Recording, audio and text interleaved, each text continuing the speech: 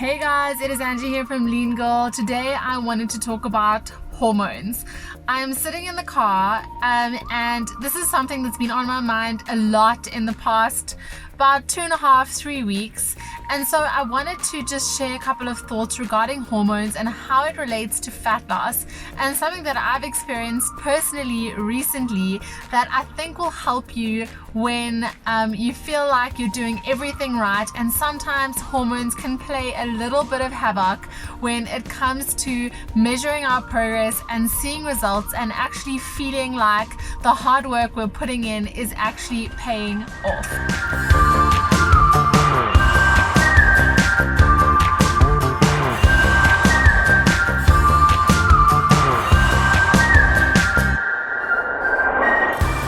Depending on when you're watching this video, I went away for about 2 weeks. I was first in Europe and then I was in Mozambique where I got engaged, so it was a really special time.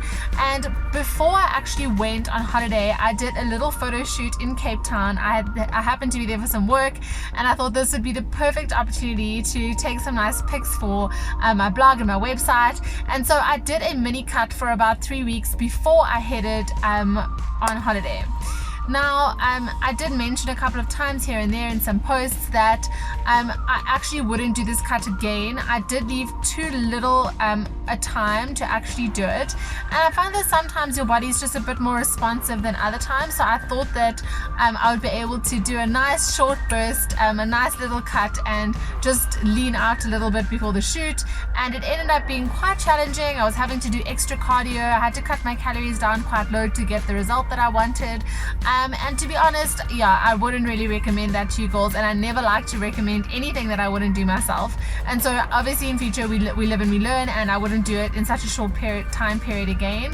And I always remind myself of lots of lessons that I teach, is that, you know, whenever you have a really short time limit, you just put yourself under unnecessary pressure. And so that was a lesson that I had to learn the hard way once again. But anyway, so as soon as I finished my cut, I actually went off on holiday. I went to Europe, and to be honest, I didn't really exercise too much moderation, especially going from a cut. Generally your appetite is really hungry because your body is like, okay, this chick's not getting a lot of calories, and so your hunger levels really do spike. And so I was super hungry, and of course I didn't have as much low calorie food as I normally do at home available to me, and my options were a bit limited, so I absolutely did overeat, and I ate all the good things as well. And then I also headed off to Mozambique, where it was an island holiday, and as you know, pretty much all you do is relax and eat and drink. So I really did my fair share of eating and drinking. Anyway, long story short, I then got back.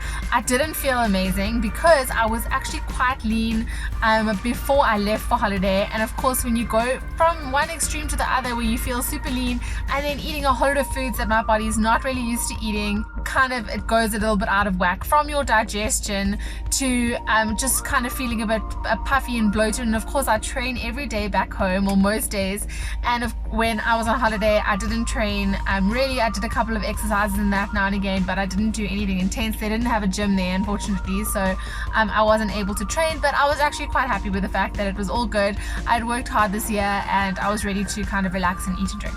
And so anyway, when I got back, I said to myself, you know what, I'm not gonna stress out about it. I am not gonna get on the scale. I'm actually just going to go back to my regular eating, and I know that everything will normalize. So a couple of days after getting back, I thought, oh, you know, I'm not feeling too bad. I actually hopped on the scale, and I had gained, I think it was about 2.2 kilos overall. As I was very happy with that. I thought that's totally okay. I've got a good few weeks until my December holiday, so I'll just do a little mild deficit and I'll be able to kind of lean out again. So I then got back on track with all of my eating, and I then got on the scale about a week later, and believe it or not, I had gained another kilogram. So here I am, and I'm like, holy smokes, what is going on? Like, how can I have been doing all the things that I know that I should do? And for me especially, because I know and trust in the science 100%. So, you know, for other people, I think, geez, they must, if they did the same thing as me, they just wouldn't carry on. You know, they would say, shit, whatever you're doing is not working. I just gained a kilo. And this is where the hormones piece comes in. So I actually have the Mirena, which means that sometimes it's pretty difficult to track where you are in your cycle, because you can actually not have your period for a couple of months, which I actually haven't had for a couple of months. And so I really wasn't sure where I am in my cycle, where I was in my cycle. Although I then started getting some PMS symptoms. Hi, Veda. Can you come out? I don't know. Please, it's real hot. Maybe we can go swimming. No. Get out of here. And don't come back for 5 to 7 days.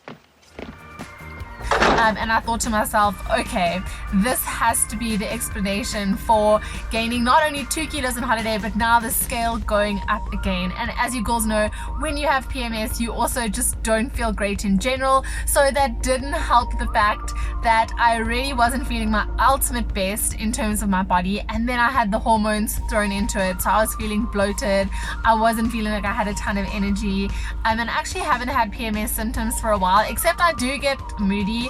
But now the problem is with the Mirena is that you don't actually know when your cycle is. So I kind of sit there and I'm like, am I just being a bitch, or is it that time of the month? Because I never kind of know. So like every week I'm like, maybe it's now, maybe it's now. But anyway, so I now was like, shit, 3 kilograms up. So I had to just take a big sigh, and I had to say to myself, Ange, you just need to do the things that you know you need to do to get the results. Don't start being more extreme to try and get the weight to drop. And this is where the scale really can play with your mind, and you really have to see it as data, and you have to start seeing it as kind of trends, and still just stick to your strategy.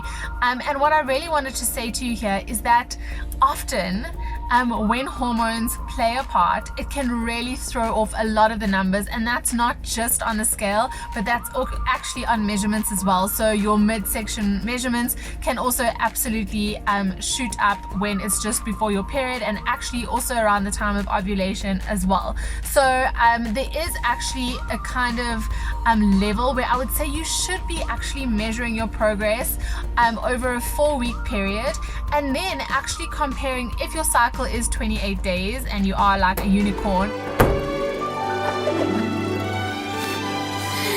and your cycle is actually really regular, and actually measuring and comparing week 1 with week 5, week 2 with week 6, and so on, so that you're actually measuring your progress based on the ebbs and flows of your cycle. And that will be the most accurate way to actually see what results you're making, and not just think to yourself, oh my word, you know, the scale is saying that I am 3 kilos up. Meanwhile, it actually is a lot of hormones that is actually pushing those numbers up.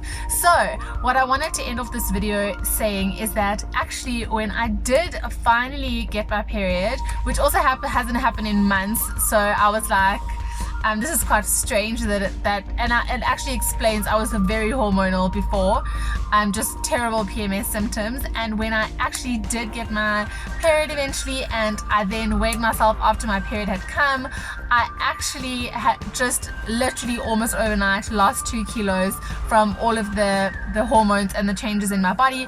And so now I'm almost back to my pre-holiday weight, and I feel much better. You guys know, a few days into your period you really feel like, you know, everything is kind of back to normal. You're not so bloated anymore, you don't have sore boobs, and all of that fun stuff that comes with you know, hormones. So I actually will probably do another video on hormones, and actually take you through each different cycle of hormones to actually show you the different phases and what you can expect in each one, and how you can actually go about tracking your weight and progress with all of those hormone things considered. So I just thought that I would share that with you guys. If you do end up coming back from holiday and you feel like you kind of have put on a lot of weight, or you've really overdone it and you're feeling super shit, and then you do go back to your normal strategy and you do all the right things, and maybe you don't, you know, all of a sudden shoot down, remember that hormones, when it comes to women, always do play a role. So be patient with yourself, and I always say give yourself at least a month to actually get back into the swing of things, and I promise you, you will start feeling better. So I hope that this video helped. I hope that I didn't ramble on too long, but I hope that you got a little golden nugget out of there, and next time you'll think about me if you are feeling super hormonal and super bitchy and you're like, oh my god, my fat loss strategy isn't working. Just be like, even Ange has the same problem sometimes, and sometimes it just takes a little bit of patience.